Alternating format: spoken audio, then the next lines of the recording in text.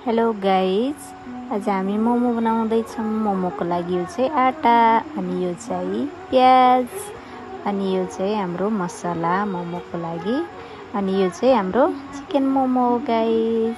अनि अब हामी बेल्नको लागि रेडी छौँ। हेर्नुहोस् हाम्रो मोमो यस्तो गोलो भयो गाइज। मेरो मोमोको लागि यसरी गराएर मोमो तयार भयो। हेर्नुहोस्, मलाई चाहिँ अलि छिटो गराउन आउँदैन, तर गराउन त गराउँछु। अनि हेर्नुहोस् यस्तो भयो मेरो मोमो। वाउ, अब यो चाहिँ हाम्रो मोमो पाकिसक्यो। हेर्नुहोस्, वाउ, अब खानको लागि रेडी भइसक्यो हाम्रो मोमो। हेर्नुहोस् गाइज, वाउ, धेरै टेस्टी। अनि यो चाहिँ अचारको लागि मसला।